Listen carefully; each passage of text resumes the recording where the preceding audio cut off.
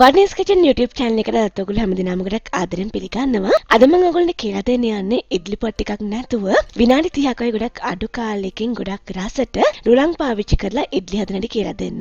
ඉතින් අපිට මේ ඉඩ්ලි එක ගොඩක් පෝෂ්‍යදායී ගොඩක් අඩු වේදම් හෙල්දි බ්‍රෙක්ෆාස්ට් එකක් එමු නම් ඩිනර් එකක් විදිහට පාවිච්චි කරන්න පුළුවන්. ඒ වගේම මේ ඉඩ්ලි එක කන්න මම ගොඩක් රසට සැරට අමු මිදි සම්බල් එකක් හදනවා. ඉතින් අපි බලමු සැරට හදන සම්බල් එකක් එක්කලා කොහොමද ඉඩ්ලි පහසෙන් රසට විනාඩි 30කින් හදන්නේ කියලා. මම මුලින්ම කරන්නේ මේ වගේ භාජනයක් ලිපෙන් තියලා පොල් තෙල් මේසඳි දෙකමාරක් වගේ දාගන්නවා. තෙල් ටික හොඳින් රත් වුණාට පස්සේ මම සූදුරු තේ හැඳි කාලක් වගේ එකතු කරලා ඒක හොඳින් තෙලෙන් පිපිරෙන්න ඉඩ හරිනවා. ඒත් එක්කම මම අබ තේ හැඳි කාලකුත් එකතු කරනවා. එකතු කරලා මේ දෙකම හොඳින් පිපිරෙන්න ඉඩ හරින්න ඕනේ. ඊළඟට මම අඟලක වගේ ඉඟුරු කැල්ලක් හොඳින් තලාගෙන ඒකත් තෙලට එකතු කරනවා. එකතු කරලා හොඳින් බැදෙන්න ඉඩ හරිනවා. වීඩියෝ එකට අදාළ සම්පූර්ණ රෙසිපි එක වීඩියෝ එකට පල්ලෙහා තියෙන ඉන්ෆෝ බොක්ස් එකේ තියෙනවා. එතනින් රෙසිපි එක ගන්න ඕගොල්ලෝ. ඊළඟට මම මෙතන අරගෙන තියෙනවා අමු මිරිස් ටිකක් හිණේ ලියාගෙන ඒ වගේම කඩපිංචා ටිකක් කැරට් ටිකක් ඒ වගේම ලුණු කොළ ටිකක් හිණේ ලියාගෙන මම මුලින්ම කඩපිංචා ටික තෙලට දානවා. ඒ වගේම අමු මිරිස් ටිකක් දාලා හොඳින් බැදෙන්න ඉඩ හරිනවා. ඊළඟට ග්‍රේට් කරගත්ත කැරට් ටික සහ ලුණු කොළ ටිකක් දාලා හොඳින් මේ ඔක්කොම බැදෙන්න ඉඩ හරිනවා. ඒත් එක්ක මම මේ මිශ්‍රණයට කහකුරු තේ හැඳි කාලක් වගේ එකතු කරනවා. එකතු කරලා හොඳින් මිශ්‍ර කරනවා. ඉතින් ඔයා අද නම් මුල්වට මගේ වීඩියෝ එකක් බලනවා ගොඩක් ආදරෙන් මගේ channel එකට පිළිගන්නවා. ඒ වගේම ඔයා මාව තාම subscribe කරලා නම් විතරක් මේ වීඩියෝ එකට පල්ලෙහෙන් තියෙන රතු පාට subscribe button එක සහ ඒ ළඟින්ම තියෙන පුංචි bell icon එක click කරන්න. එතකොට මේ වගේ අලුත් වැදගත් වීඩියෝස් මිස් වෙන්නේ නැතුව ඔයාට බලන්න පුළුවන්. එළවලු ටික හොඳින් තැම්බුණාට පස්සේ මම මෙතන රුලන් කෝප එකක් අරගෙන තියෙනවා. ඒක දැන් එළවලු එකට දාගන්නවා මේ විදිහට. ඊළඟට රුලන් ටික මේ විදිහට මිශ්‍ර කරමින් විනාඩි 5ක් 6ක් හොඳින් බැද ගන්න ඕනේ. ලිපේ ගින්දර අඩු මට්ටමේ තියාගන්න. රුලන් ටික මේ විදිහට විනාඩි 5ක් 6ක් බැදගෙන යද්දී හොඳ සුවඳක් රුලන් එකෙන් එනවා. අන්න ඒ වෙලාවට ලිපෙන් ඉවත් කරලා මේ විදිහට වෙනත් භාජනයකට මාරු කරගන්න.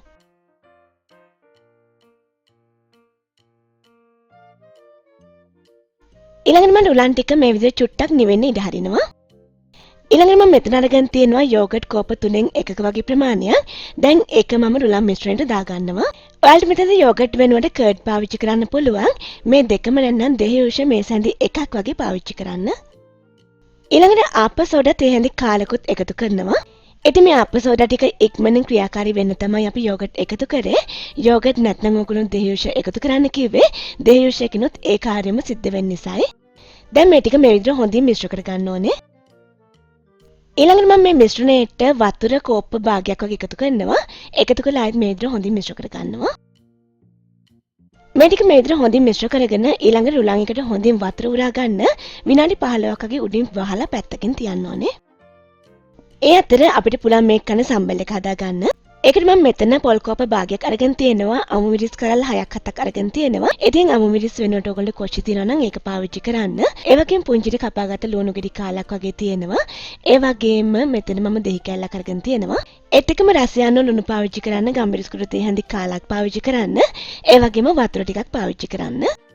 ඊළඟට මම කරන්නේ දෙහි හැර ඉතිරි සියලුම දේවල් මේ වගේ බ්ලෙන්ඩ් ජාර් එකකට දාලා හොඳින් අඹර ගන්නවා. ඉතින් බ්ලෙන්ඩ් එකක් නැත්නම් ඔයගොල්ලන්ට වන් ගෙඩියකින් නැත්නම් මිරිස් කලකුණත් කරගන්න පුළුවන් මේ වැඩේ. මෙතනදී ඔයාලට සම්බල් එක ටිකක් දී ගත්තට ඕන නම් වතුර වැඩියෙන් එකතු කරන්න. ගණට ඕන නම් එකතු කරන වතුර අඩු කරන්න. මෙතන මේ විදිහට කොටාගත්ත සම්බල් එක මේක හරිම සැරයි හරිම රසයි. ඊළඟට මම මේකට දෙහි ටික එකතු කරනවා. දෙහි එකතු කරලා මේ වගේ මිශ්‍ර කරලා පැත්තකින් තියෙනවා. දැන් අපේ සම්බල් ටික ලෑස්ති. ඊළඟට මම යන්නේ ඉඩ්ලි ටික හදන්න. ඉතින් අපිට මේ ඉඩ්ලි හදාගන්න ඉඩ්ලි පොට්ටයක් අවශ්‍ය නැහැ. මේ වගේ කප් තියෙනවා නම් ඇලුමිනියම් කප් පාවිච්චි කරන්න. එහෙම නැත්නම් ඔයගොල්ලන්ට වීදුරු කෝප්පයක් තියෙනවා නම් ඒක උනත් මේ වෙලාවේ පාවිච්චි කරන්න පුළුවන්.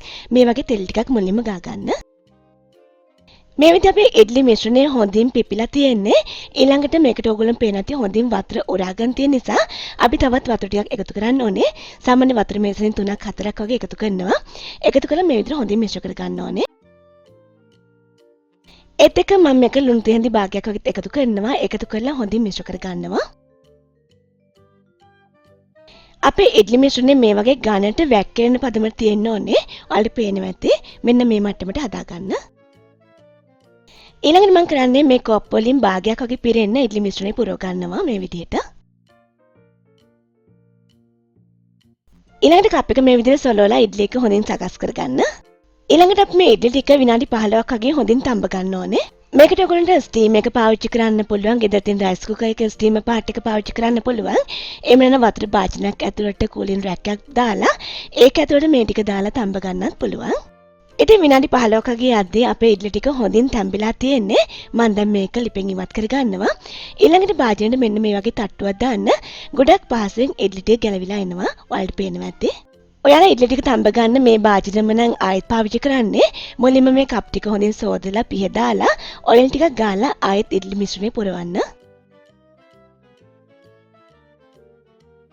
ඉතින් මෙතන මම ඒ විදිහට හදාගත්ත රසවත් ඒ වගේම සෞඛ්‍ය සම්පන්න ඉඩ්ලි ටික සාමාන්‍යයෙන් රුලන් කෝප එකකින් 3 දිනකට වගේ කන්න ඉඩ්ලි හදාගන්න පුළුවන් අපිට. ඉතින් මේ අපි හදාගත්ත ඉඩ්ලිය ගොඩක් රසට සැරට ඒ වගේම හොඳ සොෆ්ට් ගතියක් තියෙනවා. ඒ නිසා අනිවාර්යෙන් ඔයගොල්ලෝ මේ රෙසිපි එක try කරලා බලන්න. ඔයගොල්ලෝගේ යාළුවන්ටත් බලන්න මේ වීඩියෝ එක share කරන්න. අපි මේ වගේ තවත් අලුත් වැදගත් රසවත් වීඩියෝ එකකින් ආයේ හම්බ වෙමු.